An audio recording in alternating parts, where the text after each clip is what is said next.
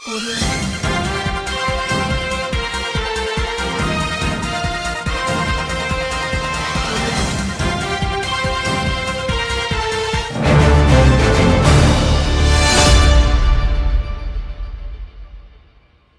తెలంగాణ రాష్ట్రాన్ని భారతీయ జనతా పార్టీ మాయ మాటలతోని వంచి తెలంగాణను ఆక్రమించుకోవాలని చూస్తున్నారు.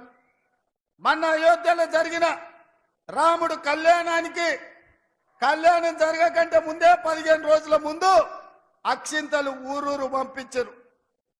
నేను అడుగుతున్నా, తెలంగాణ వేద బ్రాహ్మణులను, ఇక్కడికొచ్చిన పెద్దలను, ఎక్కడైనా కళ్యాణం ముగిసిన తర్వాత కళ్యాణంలో పంచిన అక్షింతల్ని మనం వధూవరుల మీద మనం చల్లుతాం.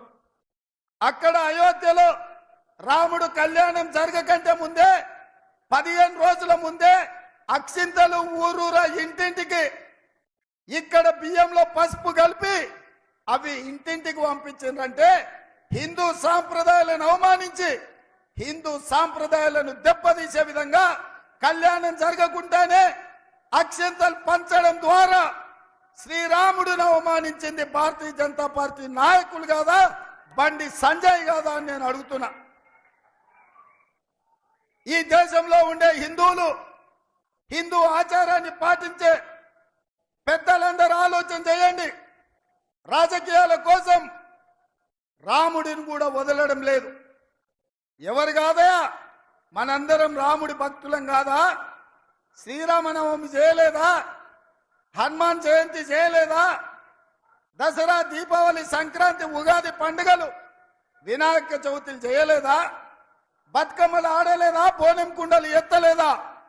అంతెందుకు, మా సోదరులకు గుర్తు చేయదలుచుకున్న గ్రామ దేవతలైన పోచమ్మ, ఎల్లమ్మ, మైసమ్మకు కోడి కొయ్యలేదా? కళ్ళు పొయ్యలేదా?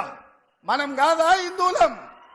మనకంటే ఎవడైనా ఈ రాష్ట్రంలో, ఈ దేశంలో హిందువులు ఉన్నారా? ఈ వేదిక మీద ఉన్న మేము హిందువులం, కానీ హిందుత్వాన్ని ఓట్ల కోసం వ్యాపార వస్తువుగా మేము ఆడుకోము. అందుకే నేను చెప్పిన స్పష్టంగా, దేవుడు గుడిలో ఉండాలి, భక్తి గుండెల్లో ఉండాలి.